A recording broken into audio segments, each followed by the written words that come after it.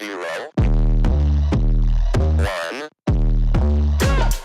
Let's get started. Hello and welcome to Beyond Top 10 Tennis. My name is Dr. Dr Berge and I'm your host. I'm the author of 12 books, the CEO of 13 years, an elite performance coach for over 19 years, having worked with athletes throughout Europe, the United States to Australia. I'm the world's leading scientist on coach and athlete performance, specifically behind how to develop a top 10 tennis ranking. My work includes everything from mitigating injuries to conditioning behaviors that set a player up long term for the long game towards a top 10 tennis ranking. I'm behind theories from the optimal performance theory, optimal behavior for optimal performance, the barrier breaker, the rule of transference to the golden rule. As has become custom, each episode we dive into latest rankings and results on the WTA and ATP tours and deliver new data implications as shared in my latest release, How to Develop a Top 10 Tennis Ranking, with over 120 episodes to date. Today's insights play its own role, like so many other episodes, in developing the player, parent, and coach for that road ahead towards a top 10 tennis ranking. So as always, buckle in and enjoy the ride. Welcome to episode 126. It has been a really exciting week on both the WTA and ATP tours. We kicked off, I think, at the very beginning, our first rounds on both tours respectively last week. It was really exciting.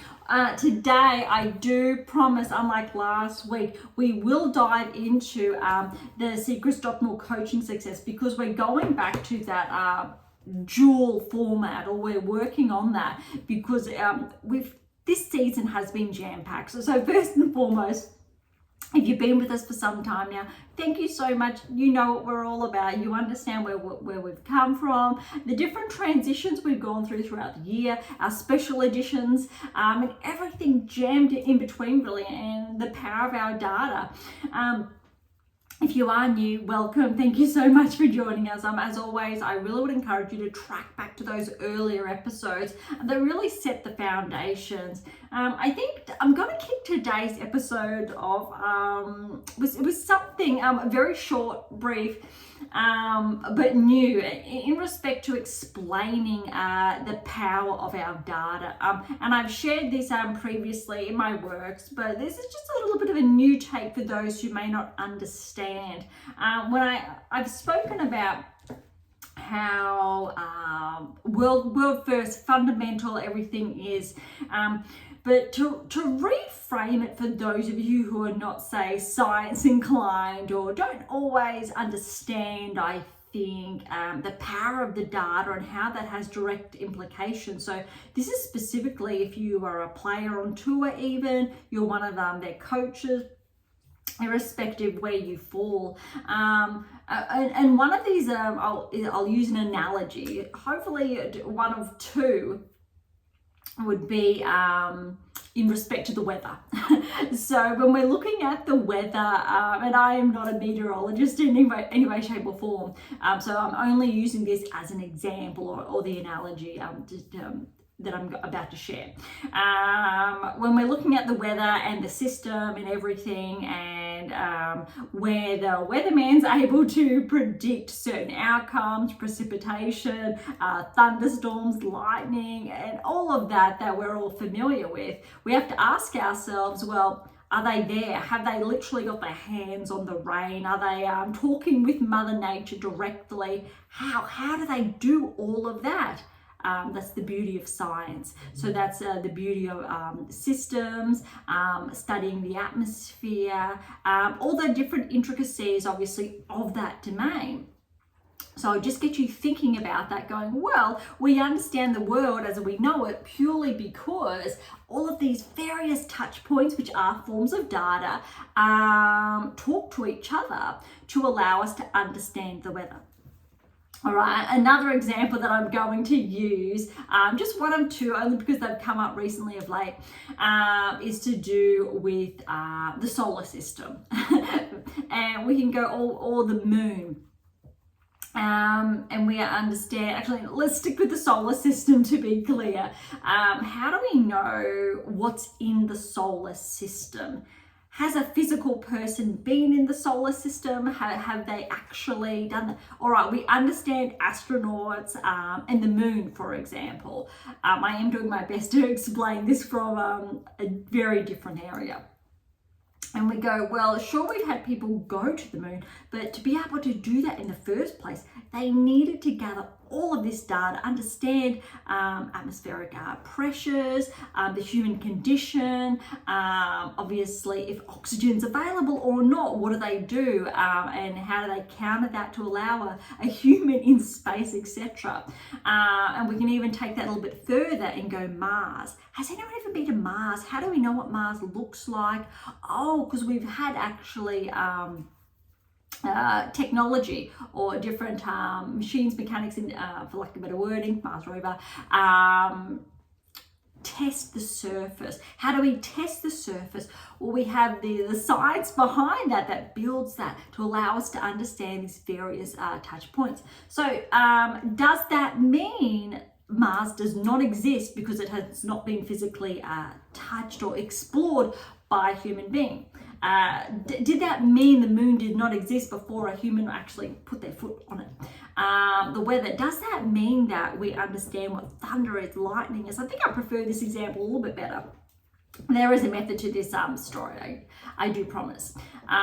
So when we're looking at the weather, do we actually know that this is real? That when we're looking at the various apps out there, the news that shares the weather with us, how do we know this is actually going to happen? And look, over time, whether it is the weather analogy, atmospheric analogy, moon, Mars, irrespective, over time, all of this data has played a part to allow this to happen. All of this data for the weather has been so immense over the years that it started to form its own baseline to be able to study and share and to become even more predictable, for lack of better wording, on what's going to happen.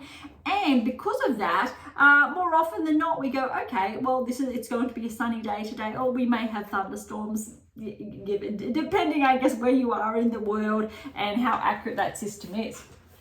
As far as atmospheric, we can go the moon, for example. How do we know that it was possible to begin with for a man to walk on the moon? All of this data, these touch points had to be gathered prior. It wasn't like overnight, okay, let's get this to happen, and a few weeks later, no, that we all know that was not the case. Same with Mars. Do we know that exists? We had to have all of this data collated, and this is where the science comes into play.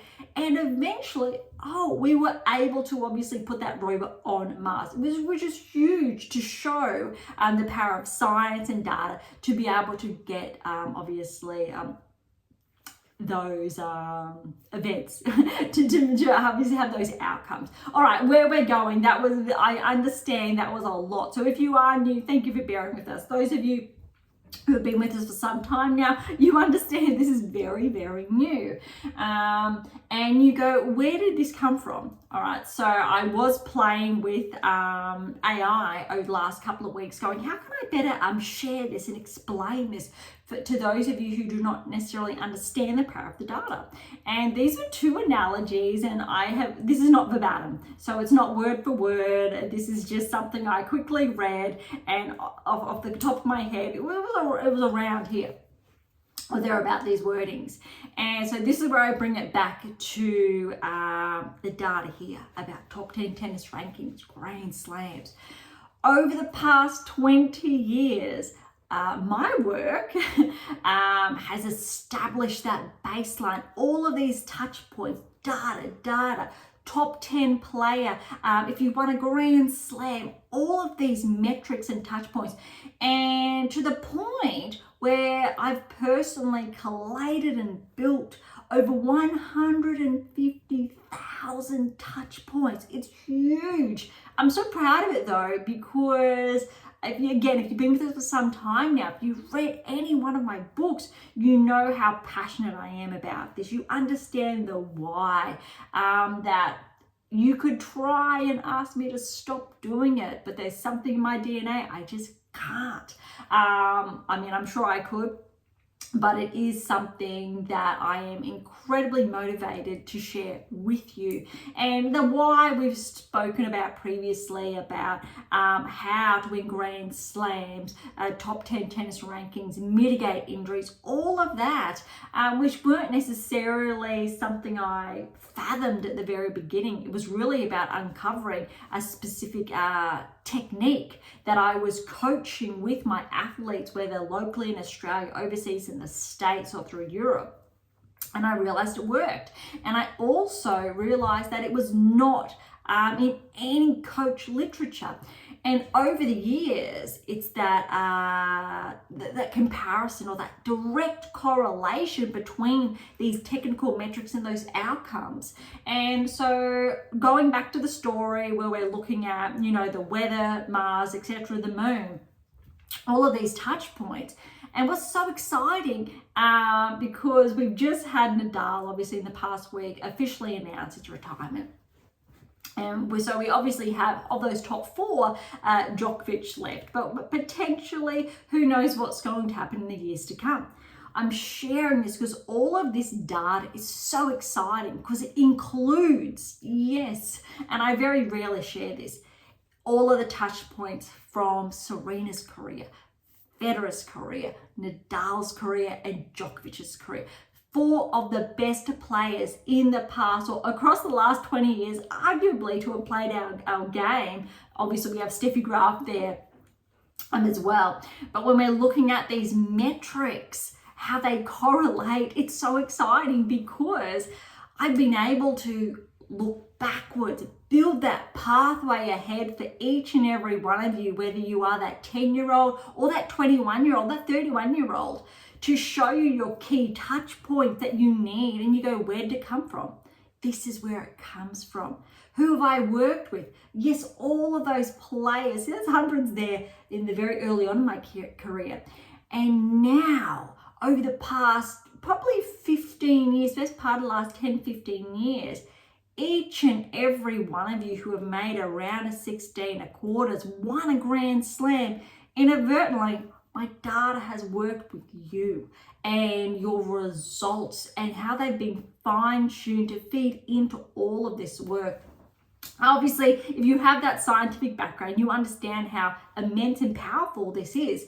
If you do not, I do my best to simplify it, whether it's in this release, the top 10 tennis ranking, how the 7 keys prior to that, or even one of my earlier releases we'll dive into later, the secrets to optimal coaching success. But more so, and I do touch on this in a lot of my books, is that it's a stepping stone. Why there's so many books is because building a top 10 tennis ranking doesn't happen overnight. You need to learn what's involved, and we know this by all of the data across 20 years, different touch points on the WTA tour, ATP tours, players, coaches as well, how they've informed all of this, and also literature, information from various areas and studies that have been done on other athletes across different fields, biomechanics, sports science, education, pedagogy, psychology, so human behavior. All of these fields are integrated. There's more in that. So it's not just, when you look at an athlete or a coach, one field, because we know when that happens, it's very one-dimensional, and that's where errors happen. So we bring all of this together, and these texts share these progressively. Why not in one book? Why not just in one? And we go, well, it hasn't been in one purely because there's so much. And if you were given it in one book, well, my doctorate was there, but it was very, I will say, it provided the platform for everything that has since then, over the last now 10 years. So you need to build that foundation. So if you don't have that foundation to begin with, the prior texts are not going to make sense. You're not going to be able to understand it. You're not going to have that knowledge prior to get the most out of it. Which means if you read a text that had everything in it, you're only going to be able to take away maybe 5%. Even if you were that absolutely at the top of your game, you had a top 10 ranking, I can guarantee you'll probably understand 10%. That's how I think complex it can get, but why the stepping stones are in place. But also, it's the, and I speak about this a lot in the Science of Elite Performance. So there's a very big text, but my biggest I've ever done. I don't think I will ever do one like that big again, but it uses reiteration. And it's because it's so complex to share with you over and over and over again in a different way, these key knowledge bases, sources, etc. Because it's so complex, it uses a different method of learning. So by working your way through, say, text 1 through to 12 on its way, you will be able to learn this. And I'm sharing this, I think, because we're getting towards the later stages of that next release I have promised, which you can then use as a guide to work through all of this. Okay, that's a lot. I hope you had a lot of fun with that.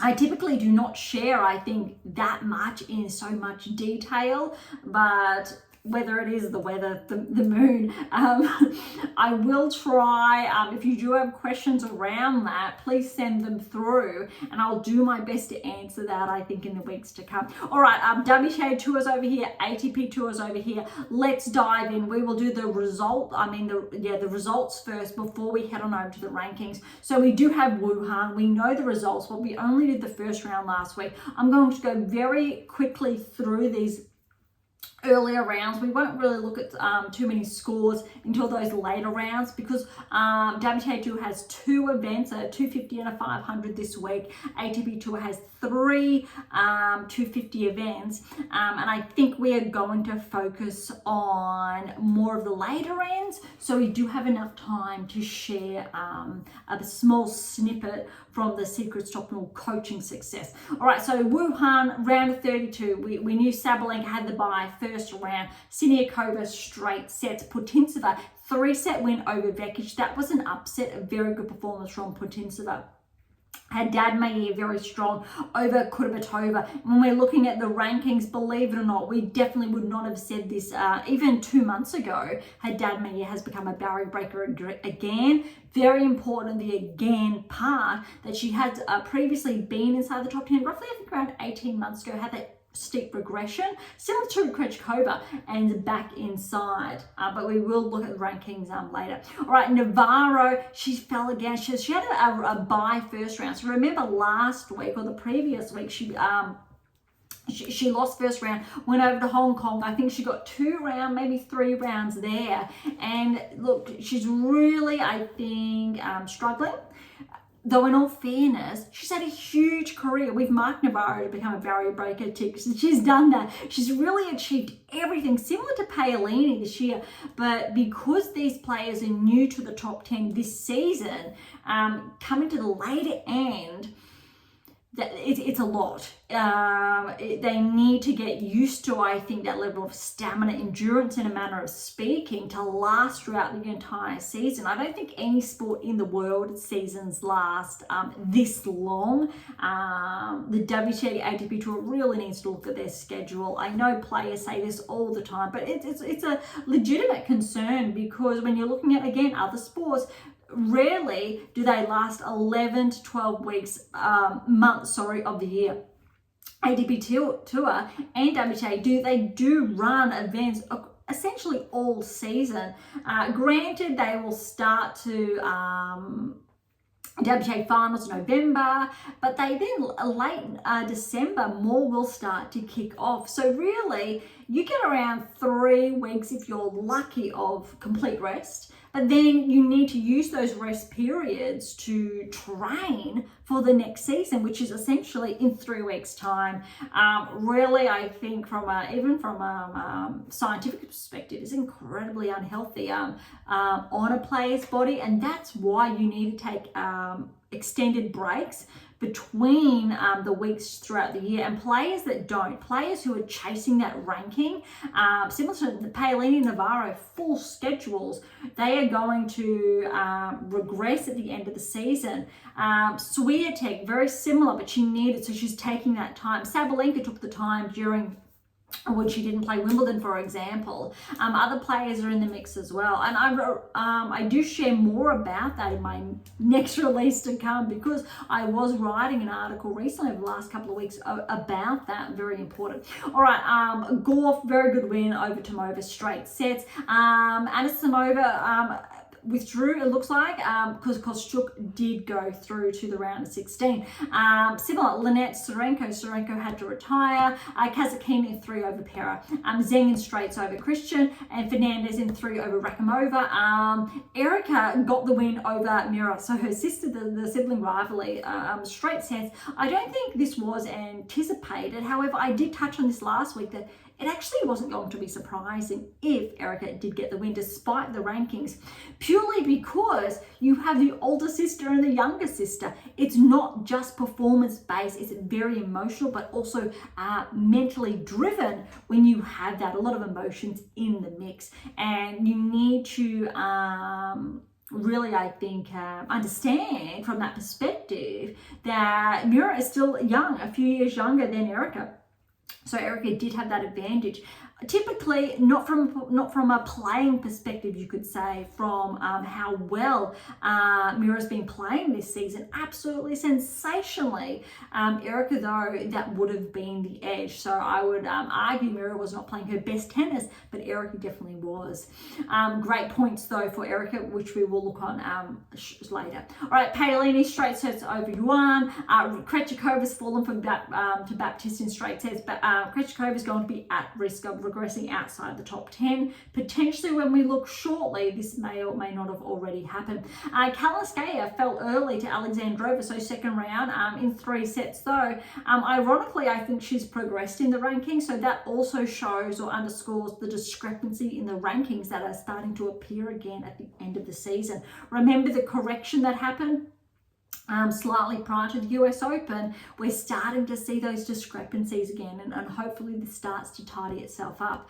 Bronzetti fell to Wang in 3. Pegula over Potapova, straight sets, although Potapova did retire in that second set. All right, round of 16, I'm just dragging it all the way to the top again. All right, Sabalenka 3 sets over Putintseva, but look, Putintseva actually got that first set 6-1, and Sabalenka ran away in the third 6-love, but still, that would have been a bit of an interesting matchup there. Haddad Maia fell to Fretch in the round of 16, so what's really noteworthy here, even though Haddad Maia progressed to the round of 16, somehow this week she's become a barrier breaker, so broken into the top 10, which you can understand a little bit of irony there, although noteworthy. Players around that ranking range, Collins, for example, Ostapenko, have not been active the past probably 2 to 3 weeks. Very, very noteworthy. So they potentially would have lost points, whilst Haddad Maia has been playing a bit more. So adding to those points, which has allowed her to overtake players who haven't been playing there, which is unfortunate when players take time to rest and recover. They do lose that. So I think that's another big consideration for both tours, is that I don't think players should be at a detriment if they do need to take those rest periods. Whether they're allowed, say, that 6 to 8 weeks throughout the calendar year, I definitely think that should be considered. So that's 1 full week every 2 months, definitely as a minimum every 2 weeks, for example, every 3 months. And I think that would be a very healthy baseline to not be penalised. All right, round of 16, Gauff straight sets over Kostyuk. That's a very good win, because Kostyuk has been tracking, edging closer towards the top 10. Probably not this year, definitely potentially next year will be on the cards to become a barrier breaker. Linette's playing very well. Straight sets win over Kazatkina, who's also on the cusp of the top 10, but Linette she's had a really good couple of weeks. All right, Zeng in 3 over Fernandez. Well done to Fernandez to take that first set over Zeng. But look, Zeng has actually been playing very, very good tennis ever since that Olympic gold. She had that huge lull, 6, 7, almost 8 months of the year after obviously her Aussie Open finalist result. And all of a sudden, she is actually playing top 10 tennis again. Very exciting to see. We did talk about, no, she should not be ranked inside the top 10 with those performances. But after the Olympics, US Open, and the last 2 weeks, she's playing really well and has definitely earned that top 10 position.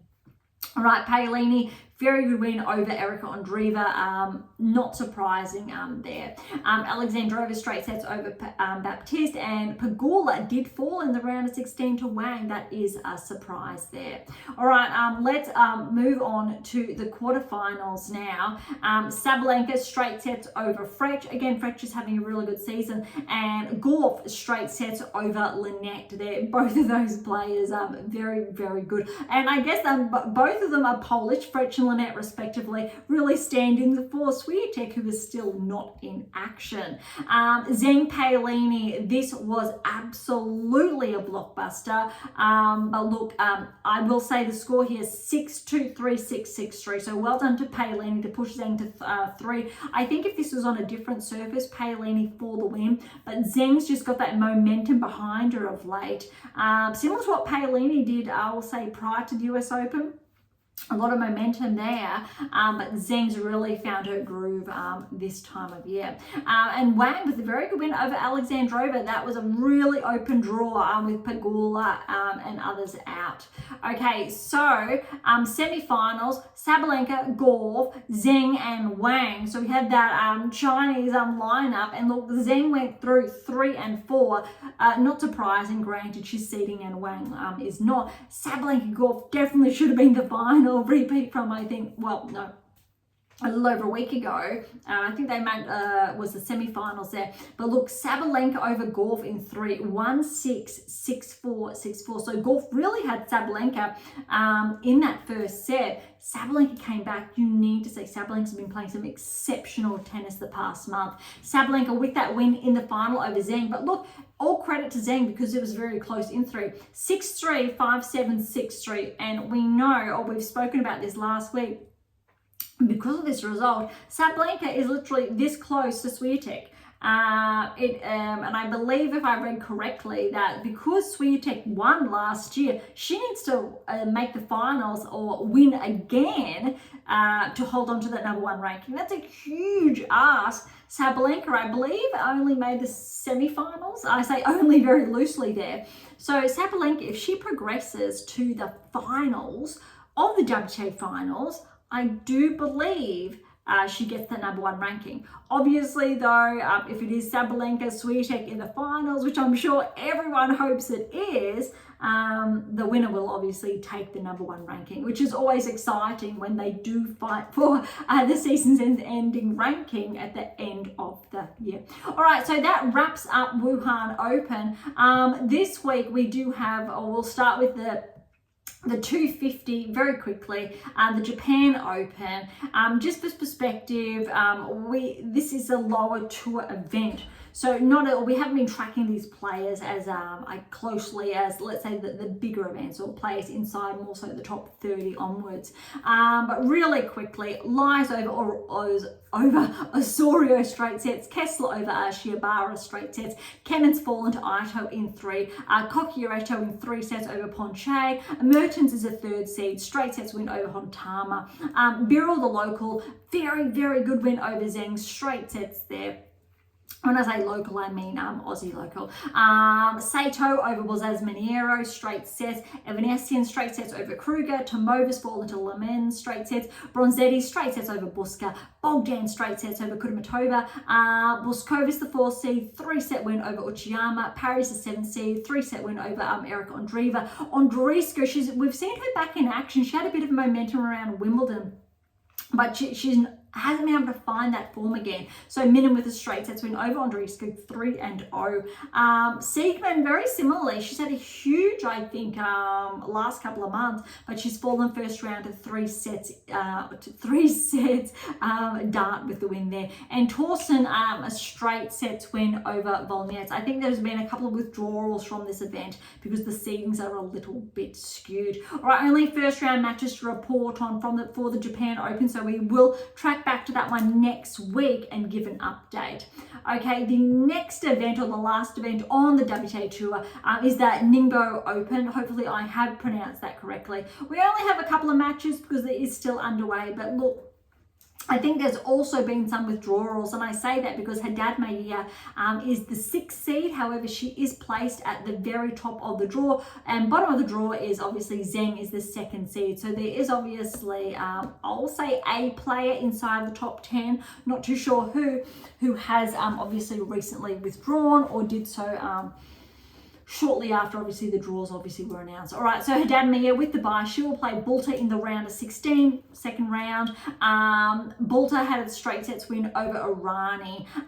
Wang is picking up from last week with a straight sets win over Rakimova. She will play Badosa in the round of 16. Check this out, Badosa 3 sets win over Schneider. Schneider's not seeded, so obviously very high or low threshold, I will say, for seeding, because Schneider, very similar to Badosa this season, has been tracking. Badosa is on the cusp of a top 10 ranking, which technically speaking is going to be or will need a correction. I would agree with that, or the data would agree with that, if Badosa, let's say, won the WTA finals. That's really all. What this really should remark, hopefully, if the data's, the rankings align with the data, and this is to ensure Badosa stays inside the top 10 and that rankings are true and correct. Badosa, if she continues playing at this level next season, get a round of 16 at the Australian Open, top 10, yes. And now if that does happen, full support from the data's perspective for Badosa to maintain that ranking. If this happens too soon, Badosa will be more susceptible to regressing outside the top 10 next season. It's a very careful balance, but that's really what it underscores. Schneider's actually tracking more positively with her ranking and how she has been progressing, almost a little bit too fast, but this slight regression at the moment is actually a very good thing. Because if Schneider picks this back up next season, top 10 does away. So that's 2 players to consider, which is very, very interesting. Kasatkina with a bye. We're hoping if Kasatkina does well this week, she could break into the top 10. More likely over Haddad Maia, for example. However, you need to remember Haddad Maia had a very impressive US Open run. All right, Siniakova over Lynette straight sets. A little bit surprising there, granted, how well Lynette played last week in Wuhan. All right, Putintseva, straight sets over Dolheim, Seidel over von Deichmann, straight sets, Korpash over Bondar in 3, Mira Andreeva straight sets over Lepchenko, Ma got the win over Yu, Krejcikova with the bye will play Ma next. Let's see how Krejcikova goes as well this week, because she needs more points to maintain that top 10 ranking or thereabouts, because she hasn't been performing, I will say, at that top 10 level over the last couple of weeks. All right, Kalinskaya, 3-set win over Hon. Again, Kalinskaya is getting very close to the top 10, but she needs to wait as well because she hasn't had that consistency in her results. I would argue Schneider's had more consistency, but Kalinskaya is ranked ahead of her. So really big key considerations when you're looking at the true top 10 and obviously the respective performances or results and the corresponding rankings. All right, Tomljanovic and Yuan, they're in action as we speak, and Yuan has taken that first set. Gadecki and Wikova will play one another, and Zheng is the 2nd seed with a bye in the first round. So that's it from the Ningbo Open in China. We will get back to that next week. Obviously, only a handful of first rounds to go. Let's see if Zheng can maintain that momentum. I would argue if Zheng gets the win here, let alone makes the final, she is definitely going to be quite dangerous for the WTA finals, and is one to watch. And this is not something that would have been said 6 months ago, let alone 2 months ago. So very, very impressive from Zheng. If you listen to our earlier episodes from mid-year, you will hear me over and over again throughout those episodes, the corrections in the top 10, and Zheng did not belong as far as her results were concerned and her performance. They just were not correlating. But now they definitely are. It's very, very interesting to share. But players do go through those phases. Fritz was very similar last year on the ATP Tour and a lot earlier this year. And he has had a stellar year. Typically, we won't see that happen, but we know how he made the finals of the US Open. And 8 months ago, that would not have been projected. Similar with Pegula, for example, I have shared on multiple occasions. That was a bit of an anomaly. Yes, top 10, but not, say, top 5 this season. And then I did share, she started to track as well around that time. So it's very noteworthy. There's a lot we can learn from that. All right, WTA Tour, the results are done. Let's head on over to the rankings. So like I shared, very, very close. Literally less than 70 points separate Swiatek and Sabalenka from the top. It's really exciting. But what I think is really important to note is that the last two 1,000 events, I have to stress that enough, 1,000 events, Swiatek didn't play. And because she didn't play, she's losing points, or Sabalenka's gaining points because Sabalenka played those events. So Swiatek's been able to maintain her ranking because she was so far ahead, and unfortunately having that rest period, her ranking has suffered. And that's why I think you need to have a little bit of a protection for your ranking if the rankings are to remain true. If a player does not play because they're resting, even if it is a cap for that 8 weeks per season. All right, starting at the top 100, Dolhide, 26-year-old from the States. She's progressed one, so back inside the top 100. Blinkova's had a 15-point regression, 99 in the world. All right, we've got Roos and Minen, 96, 95 respectively. They're back 6 each. Starabutsieva, so she just broke into the top 100 last week, but she's lost 12 points, so she's back to 91 in the world. Starabutsieva is the qualifier that I say qualify loosely, that qualify for each Grand Slam this season as a qualifier, the only player to do that, and that's how I remembered that. So I definitely think Starabutsieva is one to watch next season, providing she maintains her hold inside the top 100 and is able to play, I guess, the Grand Slams. All right, Seidman's back 21 to 89 in the world. Not surprising given her results. Danilovic, she has been tracking. She was outside the top 100, finally inside, I believe, last week. 17-point progression, or this week now she's bam, inside the top 100, 86 in the world. She's been tracking, and I have shared this on multiple occasions, different times throughout the year. So that's actually really exciting to see. Again, courtesy of the data. All right, we've got a couple of big movers here. Baptiste and Pera, 22 and 16-point progressions respectively, 80 and 79. We've got a small movers, 1s and 2s inside the top 70s. Nothing too, I will say, significant. Kalinin is back 6 to 55 in the world. Cocchiuretto is up 4 to 50. Yuan's back 5 to 46. Wang, from her stellar week the past week, she's up 12 points to 39 in the world. Noteworthy, she's a little bit older than Zheng, just by 1 or 2 years, 23 years of age. All right, Fernandez back 6 to 34 in the world. Jabeur is back 4-33. I think, unfortunately, because Jabeur is out with that shoulder for the rest of the season, we're looking at probably a rankings regression even more, which is a little bit disheartening as well. Same with Vondrasova. Even though it says she's up 1, she's 31 in the world. But you need to remember, prior to the US Open, essentially both of these players, or Wimbledon, were ranked inside the top 10, and I did say a correction what needed to happen.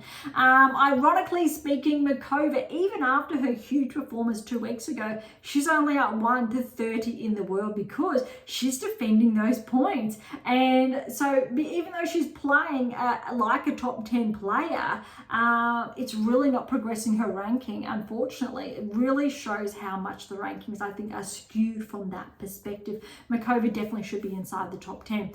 Alexandrova, she's up 6 to 27 in the world. Fletcher's up 3. That's a career ranking high for her. 24 in the world. Sakari's another player that was inside the top 10 only a matter of weeks ago. She's 22, so steady there in the world. All right, top 20, not too many movers this week. But recall, Andreeva's on a ranking high, 19, Kostyuk's at 17, Schneider 16, Badosa's 15, Krejcikova, there we go, she has been bounced out of the top 10 by Haddad Maia. That's a little bit unfortunate. I'm going to say that's probably because she didn't defend points, but Kalinskaya, because of that, has bounced ahead of her, less by 14 points roughly. Krejcikova should be would argue ahead. When you really look at it, even though Zheng has had a really good fortnight or 2-3 weeks, when you're looking at both these players, Krejcikova's won a Grand Slam this year, Zheng's made the final. So when we're looking at points, Krejcikova's probably had a more consistent past 6-7 months, even though Zheng's had a smaller period that's been very successful. Krejcikova does belong inside the top 10 if Zheng remains inside the top 10, or even if Zheng is 8 and Krejcikova is 10. So that's probably a little bit of an anomaly there, because we really need to remember Krejcikova did win Wimbledon, and that was very significant.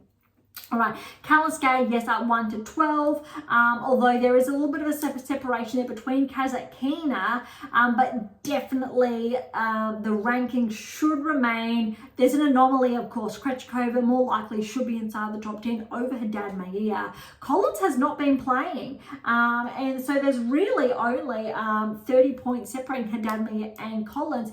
Bit more between them and Navarro.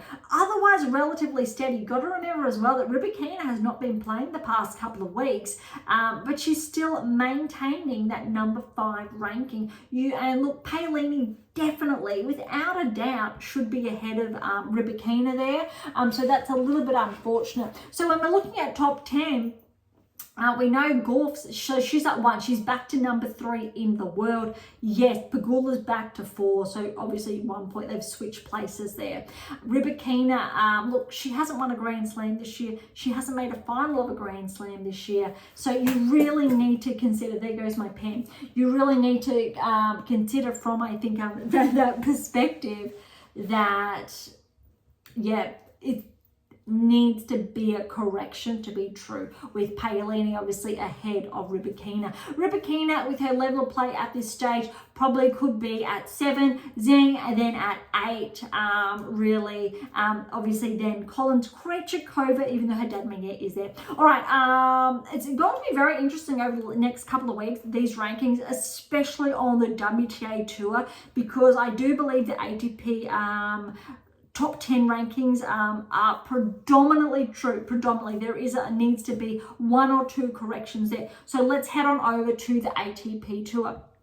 All right, Shanghai Masters, we did start off those initial rounds, but oh my goodness, was it an exciting week. I was following it each and every day. Hopefully you were too. But in case you were not, we'll kick off at the round of 32. Even though last week was, I think, 128 or the initial stages, we'll do 32 very quickly, all right. Sinner over Echeverry, 3 sets. Shelton over Karabelzbaina, straight sets. Tsitsipas over Muller in straight sets. Medvedev in 3 over Analdi, Alcaraz straight sets over Wu, Monfils in 3 over Humbert Paul, 3 sets over Tabilo, Makak in straight sets over Vukic, Mensik in 3 over Shevchenko, Dimitrov over Poprin straight sets, Sorfolin over Tiafoe in 3. That's an upset, though it was very, very close, 5-7, 7-5, 7-6.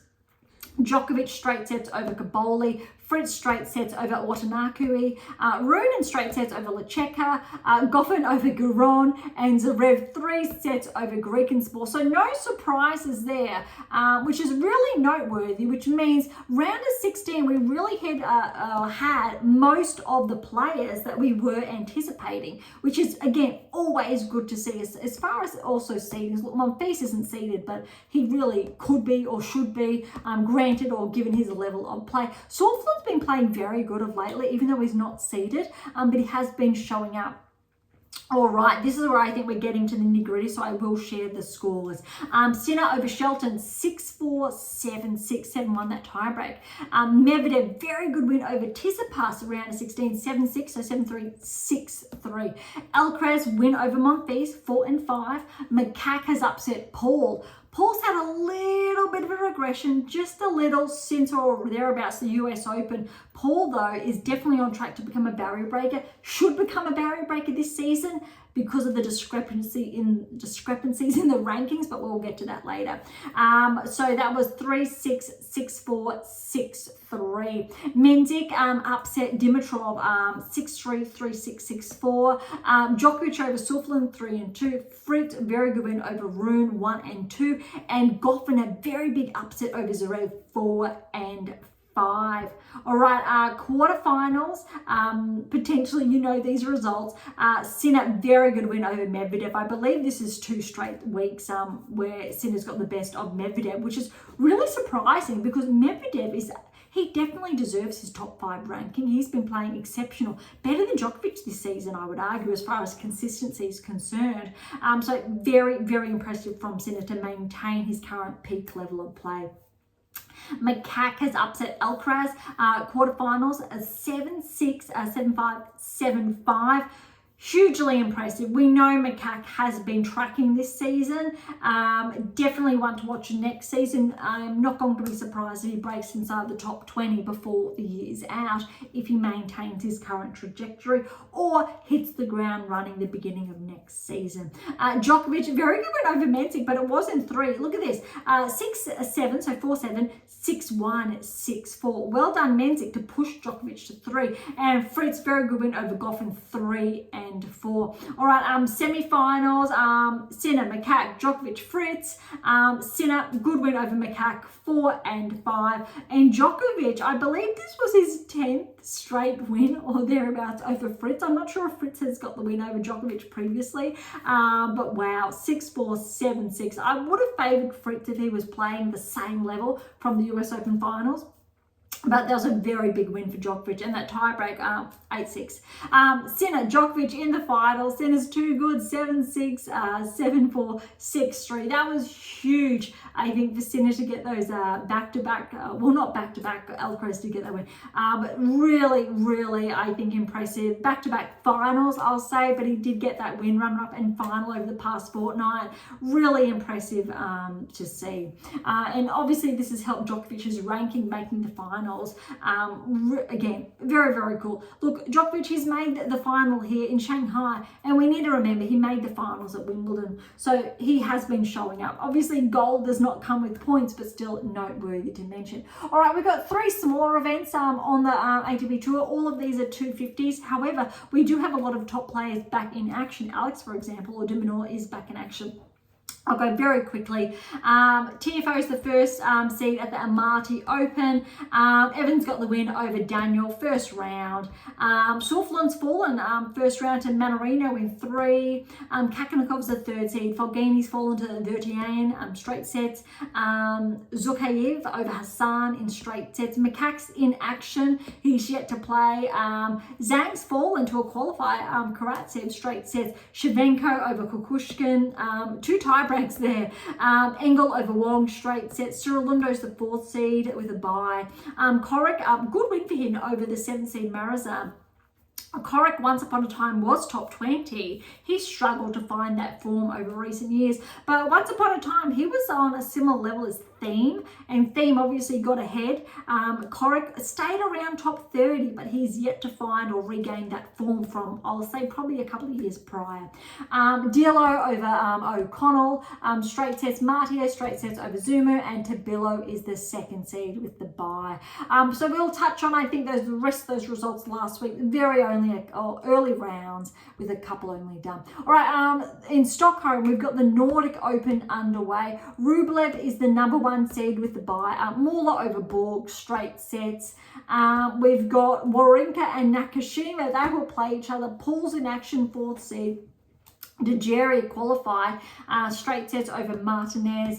Kekmanovic straight sets over Norrie.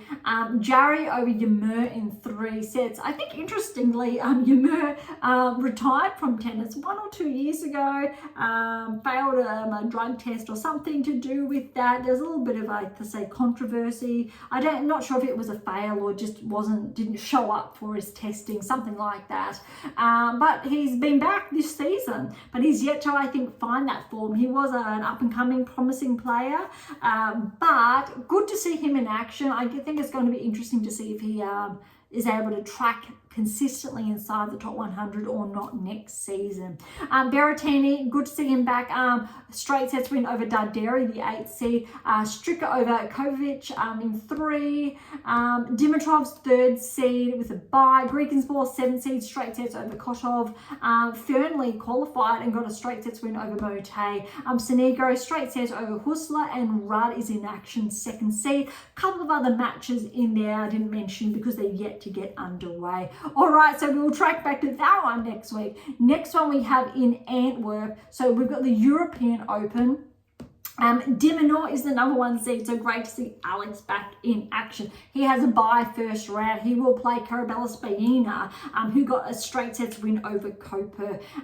Gaston over Vortelin in 3. Navone, the 7th seed, in 3 over Monteiro. Agor Elisime is back in action. He's the 3rd seed with a bye. Fuchsovic over Collignon in straight sets. Bautista good straight sets over Van Asch. Gasquet's fallen first round to Echeverry, the 6th seed. Guron straight sets over Van der Zen Schulp. Rindenek over Block. Bergs over Diaz Acosta, both in straight sets.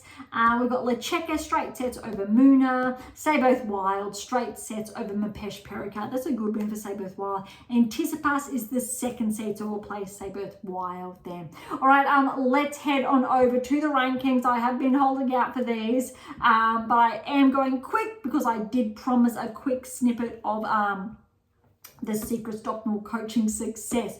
All right, so there's a lot of points on the line. A couple of changes this week, not too many, but we'll start from the top 100. Zamer's back 4, so just at 100. Feenley's back 1, so he's 99. Nardi's back 8, 97. Komisar's 10-point progression into the top 100, 94 in the world. Shapovalov's back into the top 100, so he's cracked it, 92 in the world. He's been tracking this, well, inadvertently, periodically this season, but he has been, we've been watching him to wait for this. Remember, Shapovalov was inside the top 10, I think it has to be around 2 years ago now, thereabouts, regressed. Not sure what happened. I'm pretty sure it was injury related, but he's been clawing his way back, which is great to see. You've got to remember, he was top 10 around the similar time as Agor Elisime. Both regressed. This season, Agor Elisime or Felix has progressed back inside the top 20 or thereabouts. Shapovalov, though, again, similar age, he's making his way back. Again, both of them are very young. Similar level, I'll say, as Tsitsipas, but Tsitsipas was able to hold onto his progression, whereas the two of them did regress back. Again, I do believe it was due to injury on both accounts. All right, Kokorovic is back 14 points, 90 in the world. Thiago Monteiro is back 11 to 88. Vukic, the Aussie, he's back up 6, to 85 in the world. Kokonakis is back 4, 83. All right, Nagal's up 5 to 78. A lot of movers here, but in small amounts. Diaz Acosta is an 8-point progression to 67 in the world. Duckworth, 12-point progression to 63 in the world. Marazan, a 9-point regression to 57. A lot of small movers. Here we go. Goffin, 13-point progression to 53 in the world. Again, you have to remember, Goffin's 33 years of age. He's similar, or I believe he was in the top 10 the same time as, say, Monfils. I believe also Goffin was top 10 or thereabouts when Federer and Nadal were both playing. He would hold on. It's just really good to see him in action, progressing. Would be great to see him back inside the top 20 because he does have one of those games that is so ruthlessly consistent. All right, Shang's up 2 to 49, but before we miss him, Menzik, a 14-point progression to 51 in the world. Monfils is up 41 in the world. Others, we've got very small, but inside the top 30 now, very small. Macaque is an 8-point progression, 25 in the world. Granted, the past week that he's had, that is not surprising. Court has had a little bit of a regression, 3 points, so he's back to 22 in the world. But Agor, Lissame, Fields, and Draper, they're all up 1, 21, 20, and 19 respectively. Shelton, Humbert, both back 1, 17 and 16 respectively. Tiafoe is up 2 to 15 in the world. Rune, however, interestingly, is in front of him still. Then you've got Paul Hurkacz. There we go. We were waiting for that. Hurkacz, 4-point regression. Very, very surprising. Why though? Looks like he was the defending champion because he's lost 1,000 points. Very significant.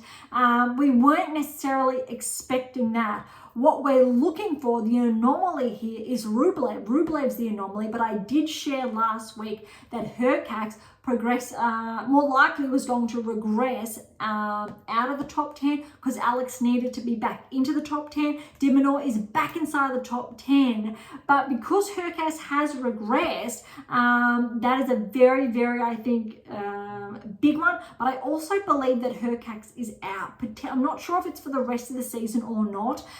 If he is, that does open a bit of a window there. But Paul definitely should be closer, I would argue. That said, look at the competition. You've got 13 Paul, Hurkacz, then Tsitsipas. Tsitsipas has been playing a bit better lately, obviously, than I will say the rest. Bit surprised that Rune's still at 14. Shelton probably should be there in contrast when we're looking at different performances, consistency over the season as well. So this is very interesting for Hurkacz to be bumped out of the top 10. But top 10, we've got Dimitrov steady at 10. De Minaur, so his 2-point progression.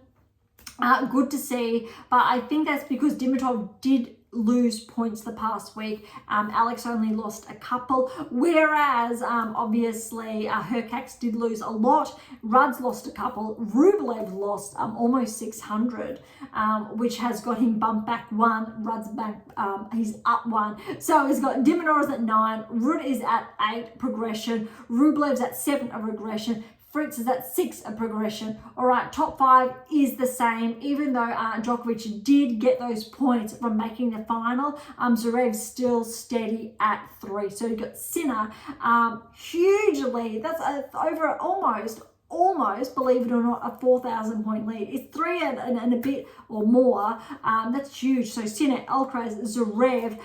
Between those two, you actually, believe it or not, only have less than 400 points. But between Zverev and Djokovic is gaining. There's around a little over more 500 points separating Djokovic and Zverev at this stage.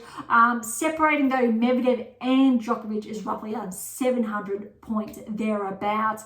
And then Fritz is a bit more, so there's about 1,000, a bit more separating Fritz and Medvedev.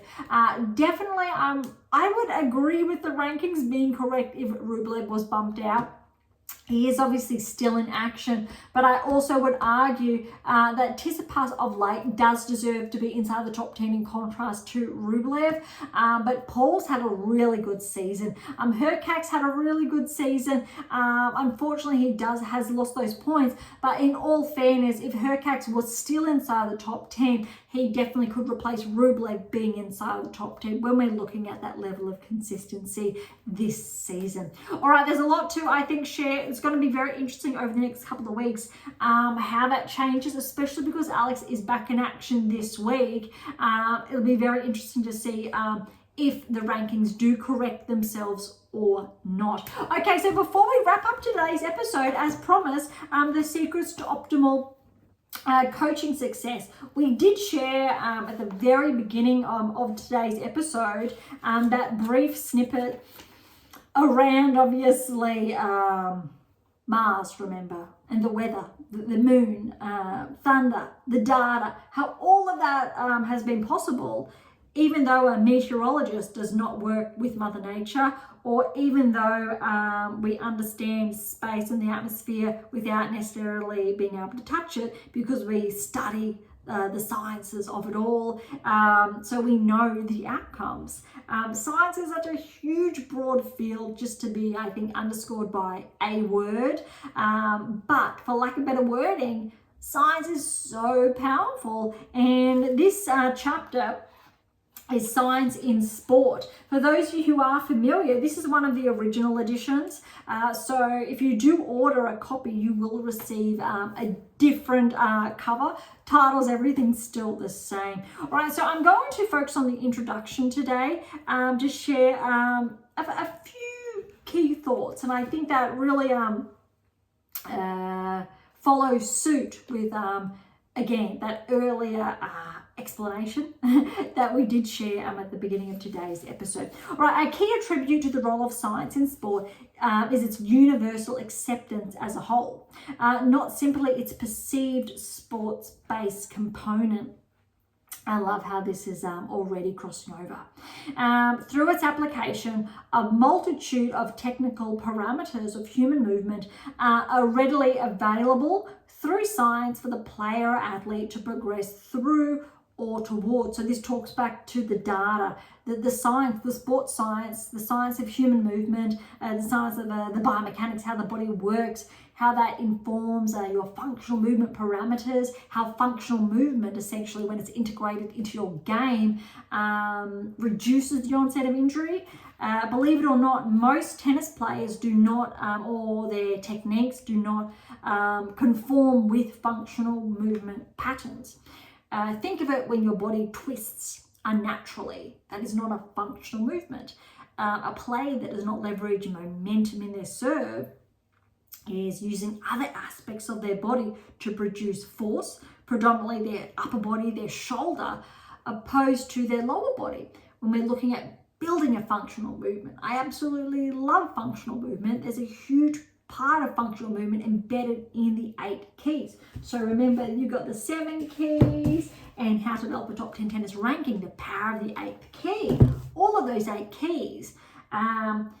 And it's a really important question to ask yourself, whether you do integrate functional techniques, functional parameters in your technique or not. If you do not, you need to review that and address that, because more likely than not, you will get injured this season, and if not this season, in the next coming.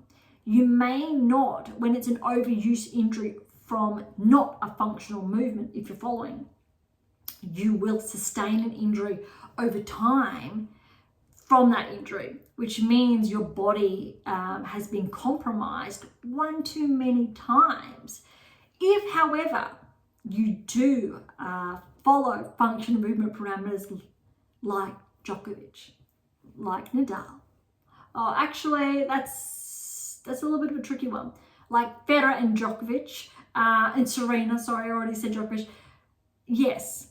And that's where it tracks back to the very beginning of today's episode, whereas all of this data, how it has been formed from the bedrock of the best players of this era, and how you can learn to do that too while staying healthy. Where we're looking at the longevity of Serena, Federer, and Djokovic still in action. I won't necessarily say Nadal, because some of his techniques were compromised, were not always functional, and why he did have a lot of, I would say, challenges through his career brought on, unfortunately, by a variety of injuries. The role of science in sport is an integral key to the secrets to optimal coaching success. A primary secret is its acceptance overall, not just one stream of the sciences, i.e. sports science. This is huge. Why I say I think this is huge is because the number of coaches I have spoken with over the years that disagree with science or who refuse to know or be open about science or data or how it can help them, their players, is astronomical. So astronomical that the number of coaches I've spoken with that embrace the sciences, that understand the power of it, I can count on all of my fingers. It is that minuscule. But also what's really important is that you need to remember the top 10 represents 8%, or the 8% of the top 10. How that represents the 8% of the top 100, for example. But on a finer scale, the top 1,000 players with a ranking 0.8%, and I write about this as well, so you're very lucky that I'm sharing more of what I have been writing in this release that will come in the next couple of months, I will say, without giving a timeline. It's really fundamental to get your head around. This is why only a very small percentage of players across the world will ever achieve a top 10 tennis ranking. And a huge part of that is because they're not open to learning about the sciences. And also, even more so, their coach that they choose to work with does not, which means they're not learning that other aspect of their game. Furthermore, it's integration as a whole into coaches' underlying pedagogic practices. There we go. Too often, the sporting stream of the sciences, sports science, is drawn upon for the answers, where in fact human performance is reliant on the sciences overall. It is simply the sports sciences that is seen by the naked eye. For instance, The Secrets to Optimal Coaching Success has broached this chapter, science in sport, without prior emphasis to the specific role of the sport sciences. Bear with me. This is a result of calling on alternative sciences as a whole. Very careful there, alternative, really alternate sciences in respect to the overarching fields from education, pedagogic practices, psychology, human behavior, and similar. Exercise, science, physiology, anatomy, and so forth. Thus, a key performance indicator is its very awareness of sports and science without the delimitations frequently imposed by the sporting community. A change of understanding. Science in sport is reflective of the sciences at work. I really want to clarify that last sentence or two, whereas we're looking at the sporting community and what they view. So typically the non-scientists, those who are not immersed in the sciences on a daily or weekly basis, view sports science as a very one-dimensional, whereas it is really multifaceted, multidimensional, as I shared earlier, where you have all of these overarching fields that contribute to, I think, the broader picture. And my, for those who are not familiar, my doctorate was not in the one field. It was in, or you can say, allied health. So the health, when we're looking at human performance, exercise science, wasn't just sports sciences, it wasn't just exercise science, it wasn't just human movement or human performance. It was so much more, because when you're looking at developing your top 10 tennis ranking, it is not one-dimensional. There is so much involved. But then also education, because you go, why? Well, you need to learn how. And education is the learning component. So it goes, okay, you have all this data behind a top 10 tennis ranking. How is it imparted to a player or to a coach, where education comes in? We're looking at human behavior, so the psychology of learning, although how can you frame that from one individual to the next?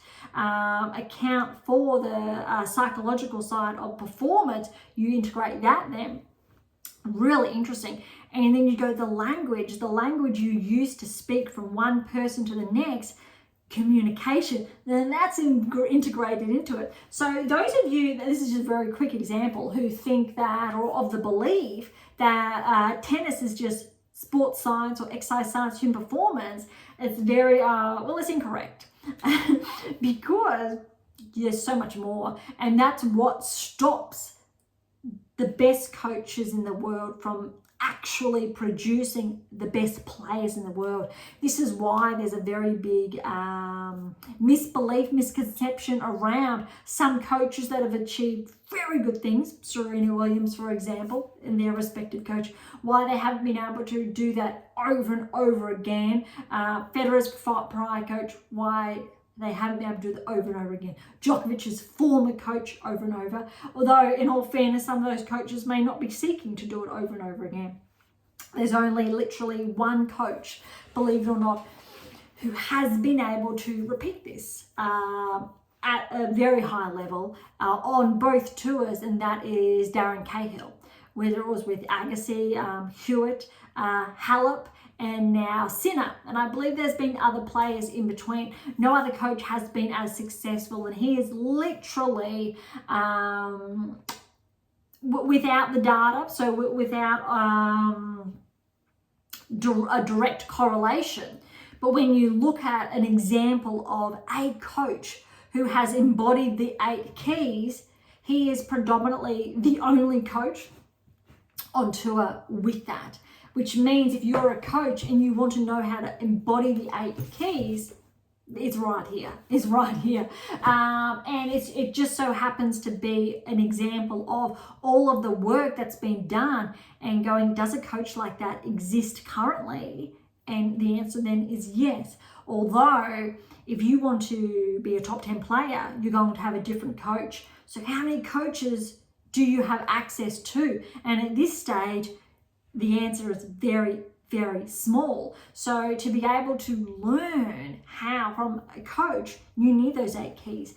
If you're that player, you need that coach with those 8 keys, and the coach who wants to learn those 8 keys. It's a cycle, goes over and over.